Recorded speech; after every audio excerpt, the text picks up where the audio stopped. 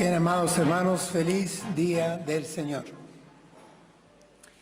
El título de nuestra predicación en esta mañana es Tu fe no te faltará. Lo repito, tu fe no te faltará.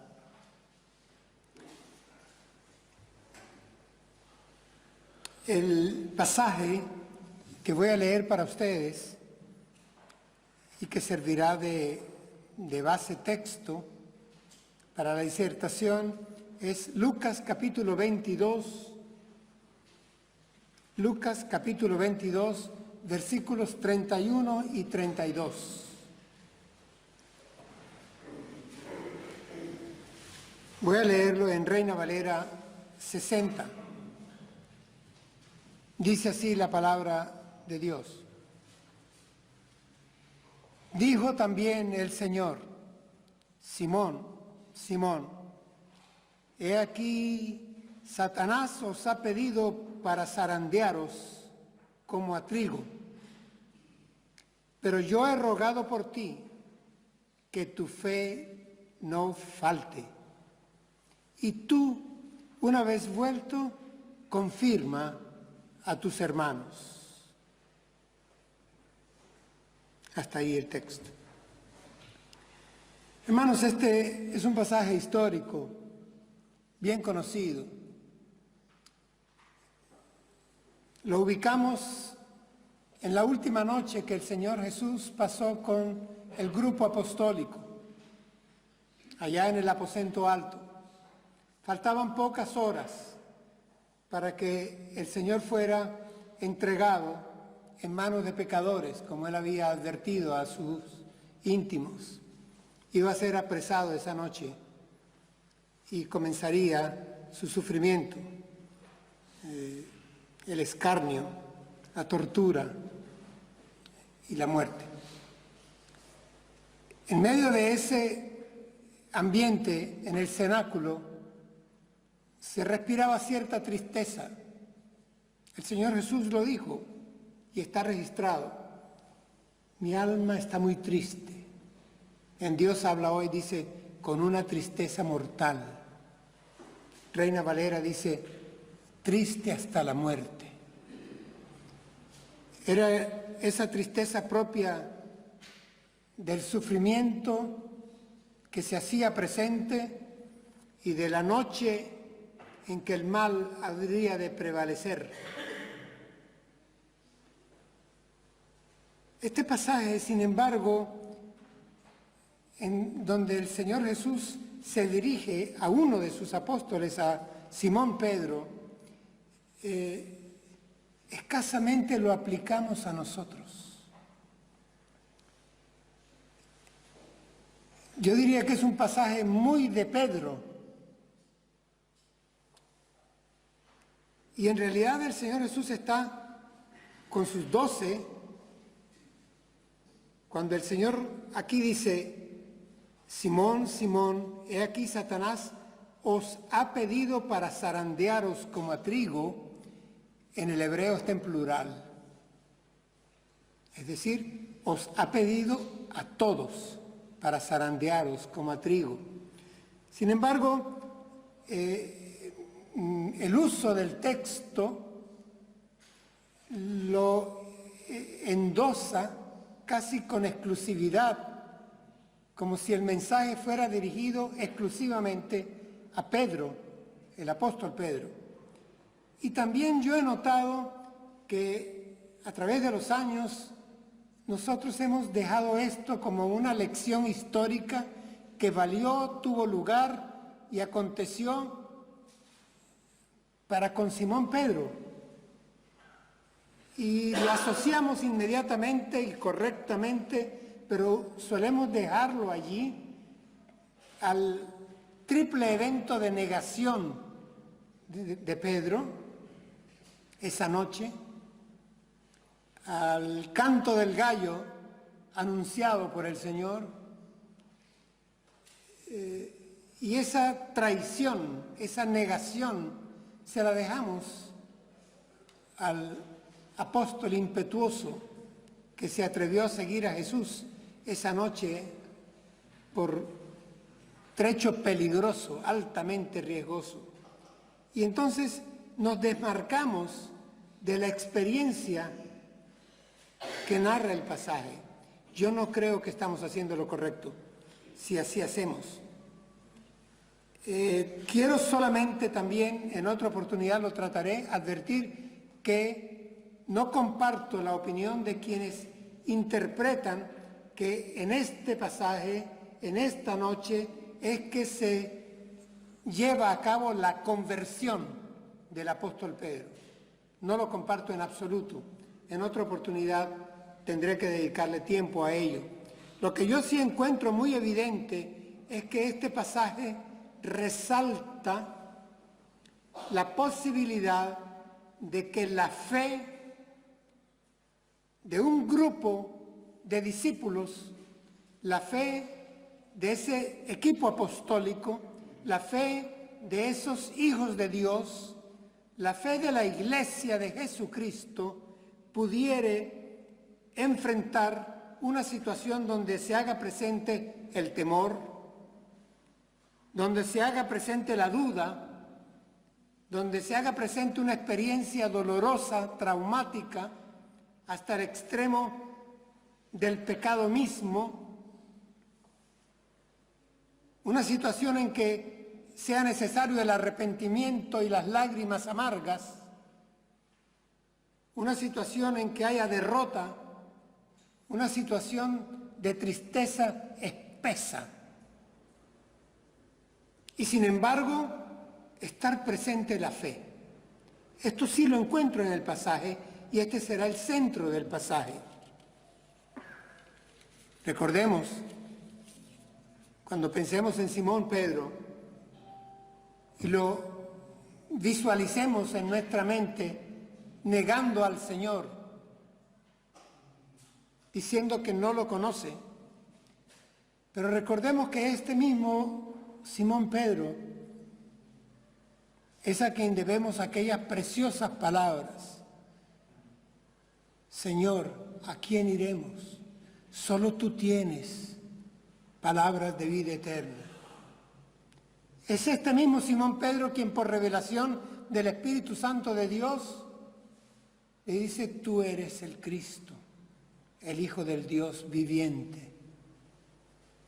Es este Pedro, este Simón Pedro, a quien no debemos de tratar a la ligera. En este pasaje encontraremos también no solamente la fe asociada a un tiempo de crisis aguda y profunda, como les he dicho, sino que encontraremos también la fe asociada a un Jesús que perdona, que restaura, que dispensa misericordia, a un Padre celestial que atiende la petición del Hijo, de su Hijo, a favor de los suyos cuando están en crisis. Aquí lo encontraremos y es importante. Y hermanos, también quiero que notemos que en este breve pasaje, en estos dos versículos, se hace presente Satanás, alguien de quien poco hablamos. Yo estoy de acuerdo en que no le dediquemos demasiado tiempo, no lo exaltemos. Justo este pasaje lo va a poner en su justo lugar. Pero como bien decía Billy Graham hace muchos, muchos años, cuidado con la iglesia que olvida a dos personas: al Espíritu Santo y a Satanás.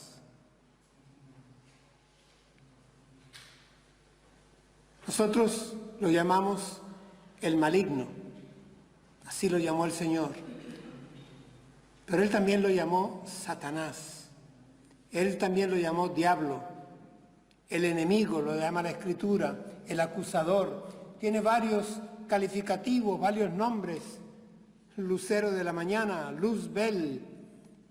Hermanos, el mundo hoy en día reconoce que existe el mal, pero no quieren reconocer que existe un mal organizado El mal está estéticamente ordenado, inteligentemente armado, de tal manera que puede hacer lo que logra hacer, que es enredar, desviar, malear la humanidad entera. Es lo que está haciendo. Y este mundo que reconoce el mal, que lo castiga, a veces lo premia, este mundo que reconoce el mal no quiere reconocer la existencia del maligno, y a nosotros nos toca recordarle a este mundo, y a mí como pastor me toca recordarle a la iglesia que debo pastorear, que el maligno existe y que la Escritura nos advierte que nos cuidemos de él. Pareciera un mensaje casi medieval, y si hay algo que no quiero en absoluto es que este mensaje traiga oscuridad o temor a la congregación, y ya verán que no puede ser. Por las palabras de Jesús, jamás podrá ser este mensaje algo que traiga temor. Pero la Escritura nos advierte y debemos tenerlo presente, hermanos. Cito al apóstol Juan, su primera carta, capítulo 5, versículo 19, cuando dice: sabemos que somos de Dios y que el mundo entero yace bajo el poder del maligno. Esto es una realidad y estamos advertidos. Lo repito, sabemos que somos de Dios y que el mundo entero yace bajo el poder del maligno. Así que, hermanos, advertidos estamos. Y como escribiría el apóstol Pablo, el que piense estar firme, mire que no caiga. Por lo tanto, mi interés como pastor en esta mañana es traer este pasaje, esta experiencia histórica aquí narrada, a nuestro tiempo, a nuestro entorno, a nuestras vidas, para ver qué lecciones podemos tomar del pasaje, del texto bíblico. Vamos a analizarlo. Comienza así. El Señor Jesús se dirige a Pedro y le dice: Simón, Simón, he aquí Satanás os ha pedido para zarandearos como a trigo. Hermanos, esta repetición del nombre, Simón, Simón, era una costumbre de la cultura hebraica. Cuando se quería llamar la atención a alguien para que prestara especial cuidado a lo que se le iba a decir, se acostumbraba a repetir el nombre. Es decir, había cierta solemnidad en lo que se iba a comunicar. Había importancia, había interés. Y se pedía a la persona que prestara atención porque lo que se le iba a decir era importante. Y el Señor Jesús aquí llama a Pedro Simón, Simón. Sin embargo, esta semana me hacía ruido en la lectura, ¿por qué no lo llamó Pedro, Pedro? Lo llama Simón, Simón. El maestro le había cambiado el nombre a Simón y le había puesto por nombre Pedro. ¿Por qué ahora lo llama Simón, Simón? Simón era el nombre judío de Cefas, de Pedro, el pescador, antes de conocer a Jesús. Una vez que conoce y tiene su encuentro personal con Jesús, Jesús le cambia el nombre y lo llama Pedro. Pero en este momento de tinieblas, el Señor Jesús lo vuelve a llamar Simón, Simón, porque lo que habría de acontecer horas después es que Pedro le habría de desconocer al Señor. Yo no conozco a ese hombre. Habría de volver al estado anterior. Tal sería su caída, tenebrosa su situación, que habría de confesar que no conocía a quien le había cambiado el nombre. En esa circunstancia, su nombre no era Pedro, piedra, roca fuerte. Se estaría comportando como Simón.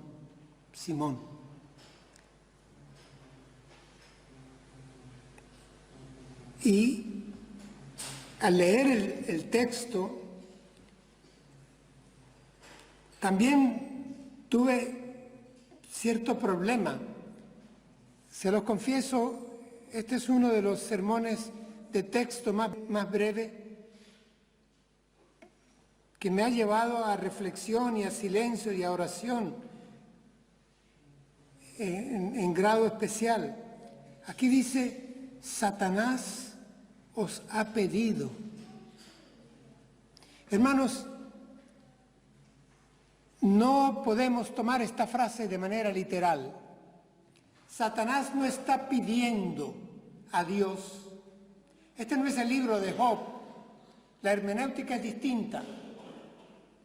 No estamos frente a uno de los libros más antiguos de la Escritura. Estamos frente a palabras de Jesús, en donde afirma, Satanás os ha pedido. Y esta expresión, hermanos, no es pedir permiso, como pareciera entenderse a primera lectura.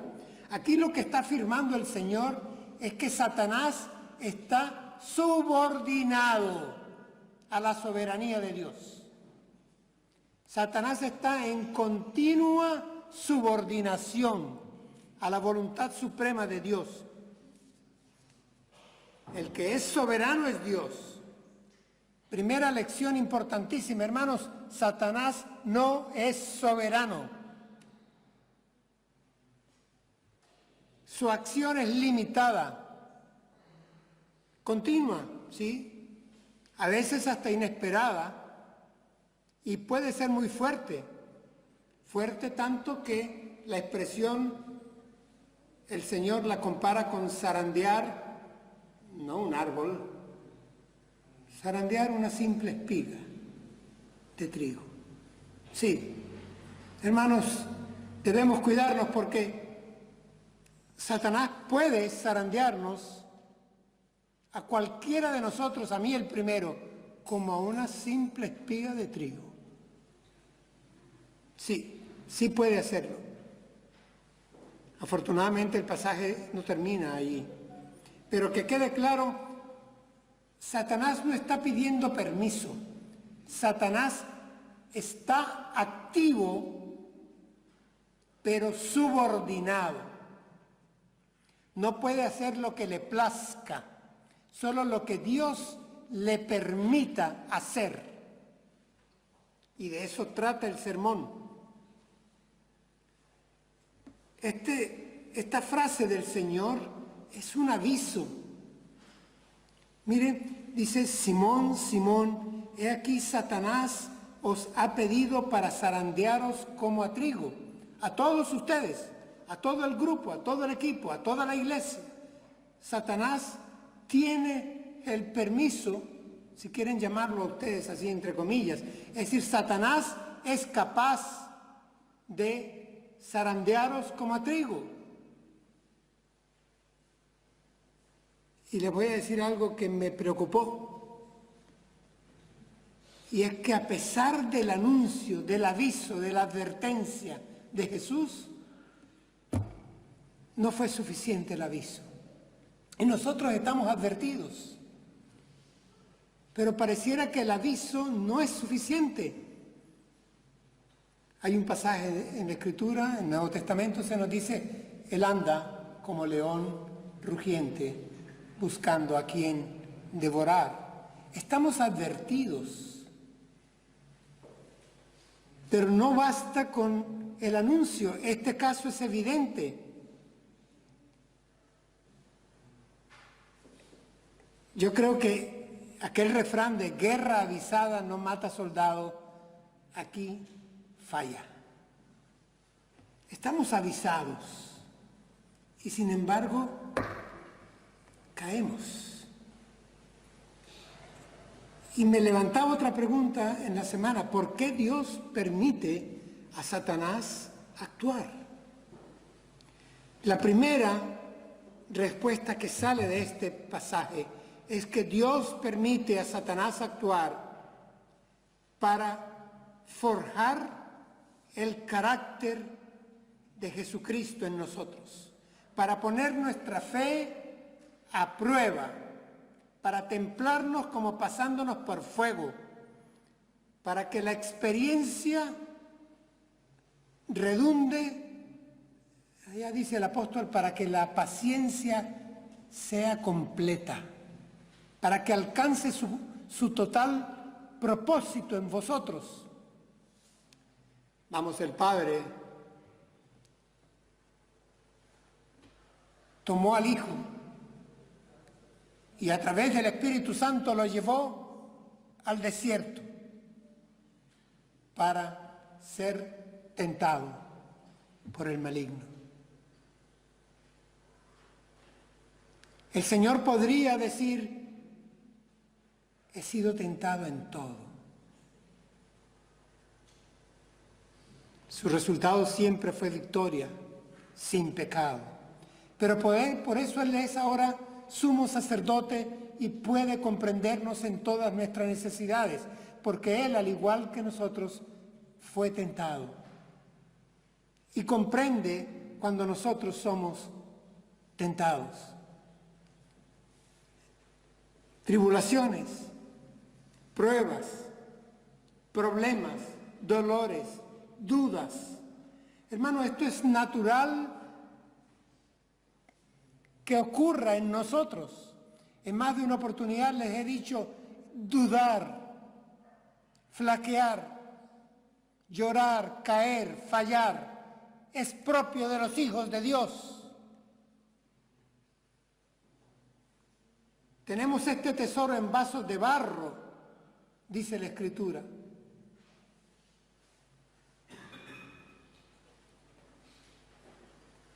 Pero, hermanos, no subestimemos las circunstancias. Yo creo que aquí un error de Pedro fue subestimar lo grave y lo crítico que habría de ser esa noche. El maligno estaba suelto, se jugaba el destino de la humanidad.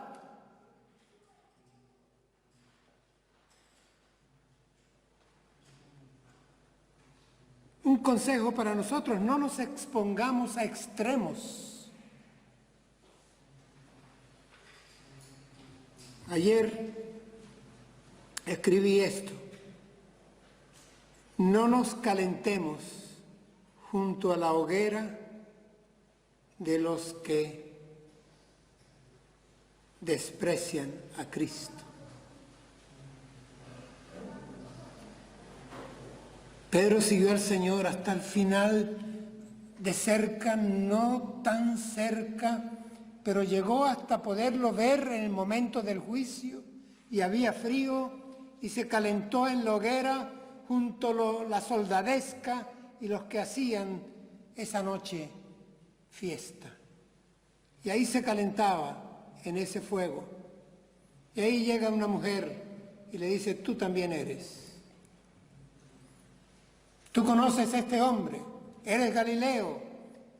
Y la respuesta era triste, pero es que se estaba exponiendo a extremo. Estaba en el lugar que no debía estar, calentándose al fuego y en compañía que no debía de tener. Recuerdan el Salmo 1, bienaventurado el varón y que no se ha sentado en silla de escarnecedores. Es decir, no hace círculo, no hace grupo con quienes son escarnecedores, quienes se burlan de la cruz de Cristo. No tengo ninguna comunión con grupos así. No debes tenerla, hermano. No cohabites donde la maldad se incuba, donde se reniega del Señor, donde se burlan del Señor. No, aquí pasó en cierta manera esto porque Pedro, Simón, no tomó el aviso con la seriedad del caso y se expuso, creyendo que podría soportarlo. La Escritura, en más de una oportunidad, se nos dice que huyamos de la tentación, del pecado.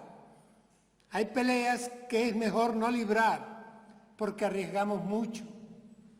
Aquí, Simón, Pedro, arriesgó mucho. ¿Cómo continúa el texto?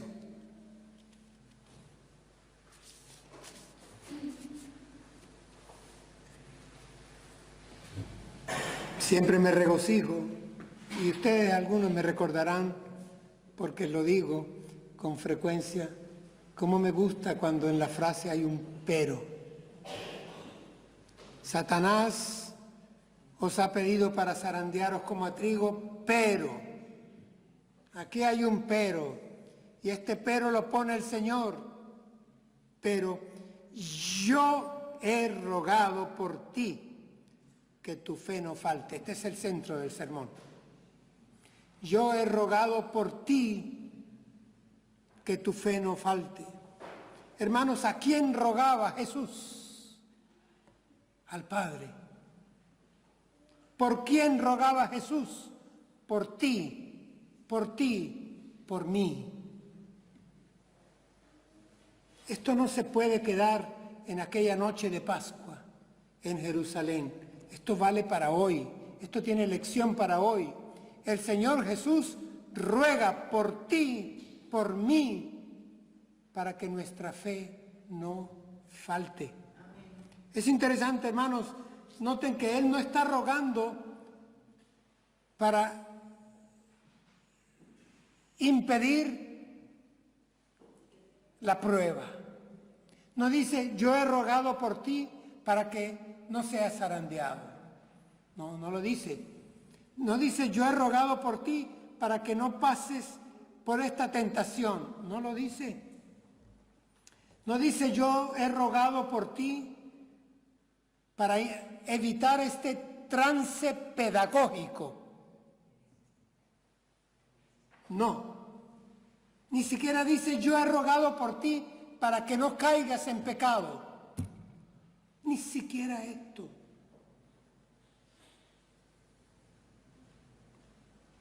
Dice, yo he rogado por ti al Padre para que tu fe no falte. Y yo te hago una pregunta a ti, hermano, me la hacía yo toda la semana. ¿Es posible que algo que el Hijo le pida al Padre no sea concedido? ¿Ustedes creen que esa noche la fe de Pedro falló?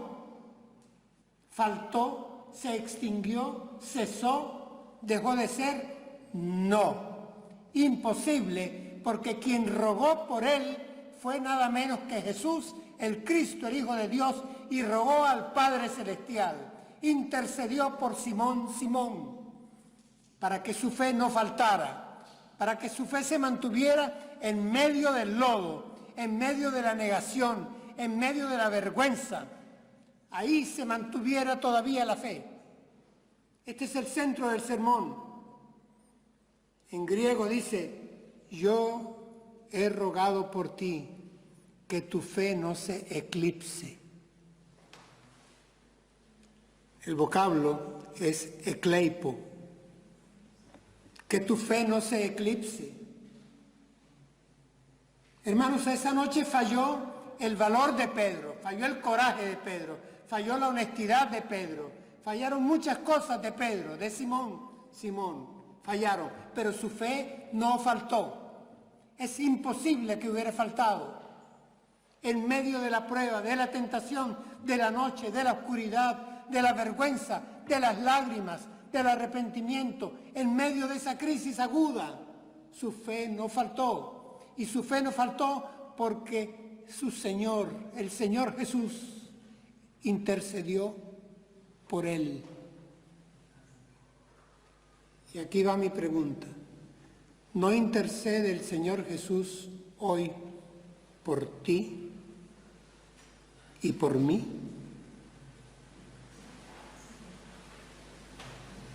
Sí, qué bueno, qué bueno. La garantía de que nuestra fe permanece para siempre es que Jesucristo intercede por nosotros. La garantía está en Él, a la derecha del Padre, a la diestra del Padre. Pedro pudo volver porque Jesús oró por él, intercedió por él, así como intercede hoy por ti, por mí. En Romanos 8 escribe el apóstol Pablo: Cristo es el que murió, más aún, el que también resucitó, el que además está a la diestra de Dios y el que también intercede por nosotros, en presente.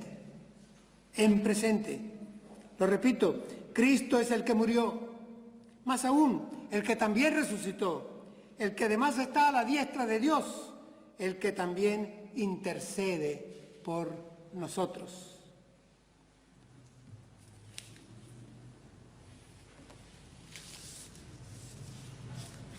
Sin intercesión seríamos como espigas zarandeadas.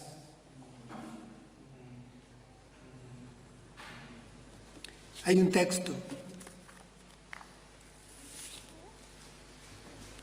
del escritor a los Hebreos, capítulo 7, y dice así, lo voy a leer para ustedes. Jesús es hecho fiador de un mejor pacto.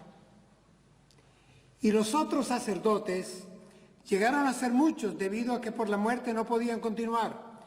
Mas este, por cuanto permanece para siempre, tiene un sacerdocio inmutable, por lo cual puede también salvar perpetuamente a los que por él se acercan a Dios,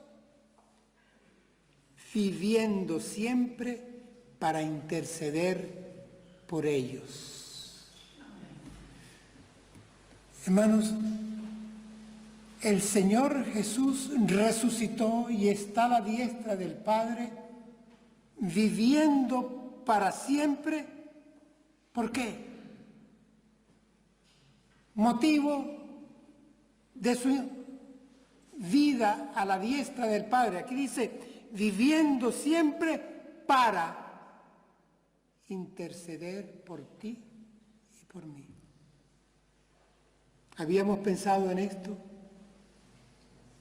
Que el Señor Jesús está viviendo para siempre, vive para siempre, reina para siempre, está llenando el cielo de Dios con su gloria, con su presencia, que está a la diestra del Padre para interceder por ti y por mí, por ti y por mí.